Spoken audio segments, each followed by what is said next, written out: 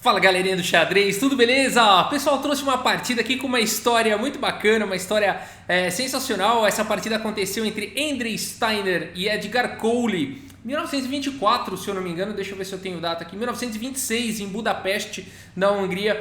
E esse jogo é bom da peste. Vamos dar uma olhada então. Andrei Steiner aqui de brancas. Eu quero ver se vocês percebem alguma coisa estranha aí durante essa partida, tá bom? E no final eu vou contar essa história. O Andrei Steiner aqui abre com o peão do rei E4. Temos cavalinho F6 aqui pelo Edgar Cole, a defesa Alekhine, provocando aqui o avanço para depois atacar esses peões. Eu já vi gente jogando de brancas aqui, só comentando rapidamente sobre a abertura. Bispo C4 deixando o peão de E4 e vai para uma linha bonita, porém não muito boa, tá bom? Para as brancas, que depois de cavalo por E4 as brancas têm o bonito e estiloso lance aqui, bispo por F7, né? Forçando aqui a resposta das negras, rei por F7, aí dama em H5, cheque, G6, dama D5, cheque, e vai capturar o cavalo na sequência, E6, dama por E4, e as brancas fizeram um monte de jogada estilosa, mas as pretas já conseguiram avançar dois peões, estão prestes a desenvolver o bispo e a torre, e a dama já joga fácil, então as pretas têm um desenvolvimento melhor aqui, por incrível que pareça está melhor para as negras, tá? Então cuidado, é uma jogada de efeito, você sacrifica o bispo no lance 2, aí no lance 3, né? Mas não é muito bom não, só é bonitinho, né? Aqui pode continuar com D5 ou mesmo o bispo G7, e chances para os dois lados aí com mais facilidade de desenvolvimento para as negras, tá bom? Mas aqui a partida seguiu com E5, simplesmente atacando aí o cavalo. Temos cavalinho D5, bispo C4 atacando o cavalo, cavalo B6 contra-atacando o bispo, e aqui bispo em E2, olha só, voltando aí o bispo. Tem gente que joga aqui com bispo B3, né, mantendo o bispo nessa diagonal. Aqui o Steiner preferiu jogar bispo em E2. A partida seguiu com D6, F4, protegendo o peão central, cavalo C6, cavalo em F3, D por E5, F por E5 e cavalo D4. As pretas imediatamente ocupam a casa de D4 para evitar o lance D4 das brancas em algum momento. Então já ocupam aí essa casa. A ideia é tentar deixar o peão de E5 enfraquecido, né? A partida seguiu com roque, cavalo por F3, cheque, enfraquecendo o peão de E5, bispo por F3 e agora dama D4, né? Essa combinação aí, esse lance vem com cheque e vai capturar o peão na sequência. Mais uma vez, uma sequência que ganha um peão, mas não necessariamente é muito boa, porque as pretas ainda não se desenvolveram muito bem e tudo para capturar um peão ainda vão ficar com a dama aí no centro, né? A partida seguiu com rei H1, dama por E5 e agora D4 atacando a dama, dama em D6 e agora C4, olha só que legal, as brancas já ganhando bastante espaço no centro, ameaçando aqui um garfo com C5, então forçando o Edgar Cole a se defender contra isso. Ele segue com dama D7, olha quantos tempos as pretas tiveram que perder aí por conta de um peão, né? E olha que desenvolvimento prejudicado que tem, né? O bispo ainda nem tem possibilidade de sair, né? A partida seguiu com cavalo C3, agora muito provavelmente com ideias de cavalo B5, bispo em F4, atacar no ponto de C7. Aqui então C6 foi jogado para evitar esse tipo de situação. E agora C5 foi jogado aqui pelo Andrei Steiner, atacando o cavalo, atacando aí o cavalo do Edgar...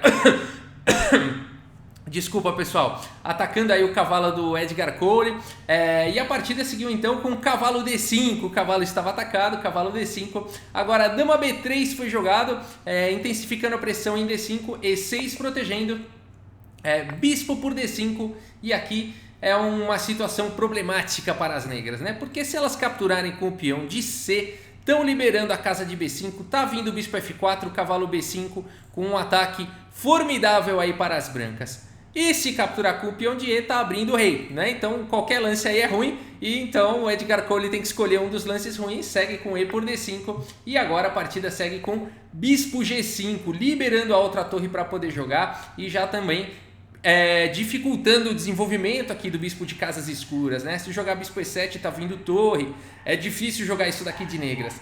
A partida seguiu com F6 atacando o bispo, torre de A em E1, cheque, bispo em E7. E nessa posição então o Andrei Steiner vai para uma combinação aí fantástica, tentando castigar o rei que ainda não fez do roque. Se você quiser dar pausa aí, tentar encontrar o melhor lance das brancas aqui, o único lance que permite aí as brancas conseguirem capitalizar aí, lucrar em cima desse mau desenvolvimento aí do Edgar Cole. E eu espero que você tenha encontrado o lance torre por F6, bacana demais, evitando aqui o roque, capturando um peão, né? O bispo não pode capturar a torre porque está cravado e a ideia é juntar mais forças aqui para atacar em E7, né? Olha que legal, depois de G por F6 a partida seguiu com bispo por F6 e as brancas estão atacando o bispo, né? Duplamente, o rei está aqui no centro, o bispo está atacando a torre. E aqui a partida seguiu então com roque. Rafael, esse lance não pode ser feito, é um lance ilegal, não pode dar roque porque a torre está atacada. Não, pessoal, essa é uma confusão bastante comum, tá bom? Pode dar roque sim. Quem não pode passar por casa atacada e nem ficar atacado depois do roque é o rei. E nesse caso, nenhuma dessas 3 casas está atacada, tá bom? Então, por isso, não tem problema nenhum e é perfeitamente legal fazer o roque aqui. Então, o lance jogado foi roque, colocando aí a torre em segurança. E agora, torre por E7. O Steiner continua, agora está atacando a dama e ameaçando todo tipo de ataque aqui. Tem torre por G7 com moinho de vento, tem cavalo por D5 sacrificando. A dama não tem muita casa para ir agora, olha só que triste a situação da dama. Se ela vem para D8 tem cheque descoberto, ataque descoberto com cheque aqui, vai ganhar a dama na sequência, né? Se jogar um lance como dama G4, que não foi jogado, tá vindo cavalo por D5 com ataque aí de checkmate. Então, realmente aqui a posição das negras é muito difícil. O Edgar Cole prefere então entregar a dama e segue com torre por F6, torre por D7 e bispo por D7. Pelo menos ele fica com 2 torres aí pela dama. O ponto todo é que o rei aqui do Edgar Cole está exposto, né? Então vamos ver como segue aqui. O André Steiner segue com cavalo em E4, agora atacando aqui a torre. Peão não pode capturar o cavalo porque está cravado. Torre em F7, agora dama G3 cheque, torre G7, cavalo em F6, cheque, rei H8 e agora dama em E5, colocando a dama nessa diagonal, o rei não pode sair daí. Que situação, a partida segue com bispo em H3, o Edgar Cole vai tentando um contra-ataque, pelo menos aqui o peão não pode capturar o bispo, e aqui as pretas estão ameaçando algum tipo de contra-ataque, mas depois de simplesmente cavalo aqui em H5, o Edgar Cole abandonou aí a partida, porque agora não dá mais, né? A torre está cravada, não consegue sair daí, a torre está atacada, né? As brancas não têm pressa de capturar essa torre, inclusive, estão ameaçando checkmate, né? A resposta aqui seria praticamente forçada, torre aqui em G8 para defender o checkmate, e aí as brancas podem até seguir aqui com cavalo por G7, né? Aqui completamente vencedor, torre por G7, rei aqui em F2 simplesmente, né? Enfim, vários lances aqui, dama B8, vários lances são bons aqui. Não é difícil das brancas ganharem aí uma dama contra a torre bispo, sendo que tem 6 peões aqui contra 5. O rei completamente exposto, as peças não estão conseguindo jogar, né? As peças aí das negras. Esse final é vencedor para as brancas, né? Muito legal essa partida, que ataque, hein? Que sacrifício. E eu quero saber se você percebeu alguma coisa estranha nessa partida. Alguma coisa muito, muito estranha. Eu vou voltar aqui, eu espero que você tenha percebido aqui. Eu vou voltar aqui no lance 14, o lance C5 aqui das brancas. As brancas jogaram C5 e aqui vou voltar aqui a situação. As brancas jogaram C5 e as pretas jogaram nessa posição cavalo D5. Se perceberam agora uma coisa estranha? Eu vou contar essa história para vocês. Aqui, quando o André Steiner jogou C5, eu acho que o peão, o cotovelo dele devia estar no caminho do rei, o rei aqui no cantinho, né, do tabuleiro. Ele esbarrou o cotovelo aqui no rei e fez o lance C5. O rei caiu no chão. A hora que ele pegou o rei e colocou de volta no tabuleiro, olha onde é que ele colocou o rei aqui, ó. Colocou em G1, olha aqui a situação, estava nessa posição, caiu o rei, ele colocou o rei, eu tossi no vídeo para tentar distrair vocês, não sei se foi muito bom isso, eu dei uma tosse aí de propósito para distrair, mas aqui, quando ele deixou o rei cair, voltou e colocou o rei em G1, isso faz diferença? Faz toda a diferença. Eu vou colocar como é que teria sido a partida com o rei em H1, que era o lugar certo aí do rei, né? Teria seguido dessa forma, né? E aí não teria mais o sacrifício torre por F6, aqui as brancas perdem. Por quê? Depois de peão toma, bispo toma e roque, e torre por E7 e torre por F6, as brancas não podem mais capturar a dama, como seguiu na partida, por conta de torre F1 checkmate. Então as brancas não teriam essa combinação, o jogo nunca teria acontecido dessa forma, né? E aí não faria nenhum sentido aqui, né? Torre por D7 estaria levando checkmate. E até na continuação, né? Cavalo E4 atacando a torre, mais uma vez teria checkmate, né?